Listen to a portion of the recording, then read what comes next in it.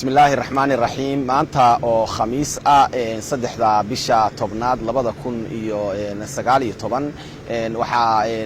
halkan magaalada Boosaaso xarunta madaxtooyada ku qabsoomay shirka golaha wasiirada ee dawladda Puntland oo shir gudoominayay madaxweynaha dawladda Puntland mudane Siciid Cabdullaahi Deni toddobaadkan waxyaabaha looga hadlay kamid ahaa amniga wasaaradda amniga iyo DDR-ta ee dawladda Puntland ayaa golaha uga warbixisay xaaladda amni ee guud ee dalka oo aad u si wanaagsan waxa sidoo kale wasaaraddu ay ka warbixisay qorshayaasha socda ee lagu tayeynayo ciidamada dawladda Puntland tirakoobka socda iyo waliba hirgelinta xiriyihii ciidamada lagu tababarayay oo haatan dhamaada oo tii ugu horeysay qorshuhu yahay in laga furo dhawaan magaalada Qardho iyo waliba diyaarinta ciidamada tababaradooda iyo sidii horumar loogu sameyn lahaa dhinaca amniga oo meel wanaagsan maraysa taasi oo qayb ka ahayd qorshihii madaxweynaha dawladda Puntland mudane Siciid Cabdullaahi Deni ee siyaasadiisa koow ka ahayd ilaalinta amniga iyo horumarinta ciidamada si loo helo ciidan tirsan oo tayeysan oo qayb weyn ka qaata sina horumariya amniga guud ee dalka sidoo kale goluhu waxa uu bogaadiyay kulankii fagaaraha oo kula hadlay madaxweynaha dawladda Puntland mudane Siciid Cabdullaahi Deni bulshada gobolka Bari habeenkii dhaweyta ka dhacay magaalada Boosaaso iyo falcelintii ka soo laabatay oo aad ay dadku u soo dhaweeyeen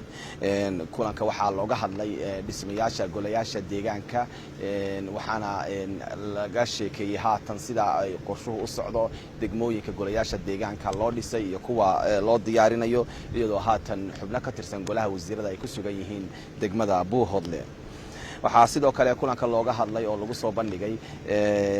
diiwaanka siyaasadda iyo xeerarka dawladda Puntland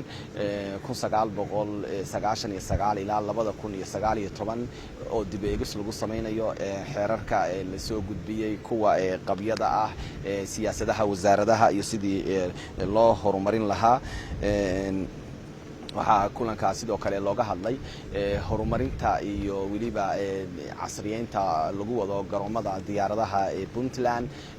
taas oo qayb ka ah in kor loo qaado garoomada diyaaradaha iyo xarumaha dawliga ah iyo kaabayaasha bulshada iyo kuwa dhaqaalaha waxaana madaxweynaha dawladda Puntland yoolalkiisa kamid ah maalgelinta oo kor loo qaado dalka si loo horumariyo guud ahaanba Puntland taasi oo ka qayb ka ahayd waxyaabihii ka dhashay una kamid ahaa shirkii maalgashiga ee Puntland ee dhawaan ku qabsoomay magaalada Garowe waxa aad loo amaanay horumarada dhinaca amniga laga sameeyay waxaana madaxweynaha dawladda Puntland uu faray dhammaan mas'uuliyiinta dawladda in lagala shaqeeyo laamaha amniga adkeynta amniga guud ahaan Puntland iyadoo sidoo kale laga hadlay kulankana looga hadlay arrimaha siyaasadda guud ee Soomaaliya iyo gaar ahaan Puntland iyo waliba doorarka siyaasiga ah ee dawladda Puntland ay qaadanayso arrimahaasi oo dhamaantoodna ku soo dhamaaday guul aad iyo aad baa mahadsantihiin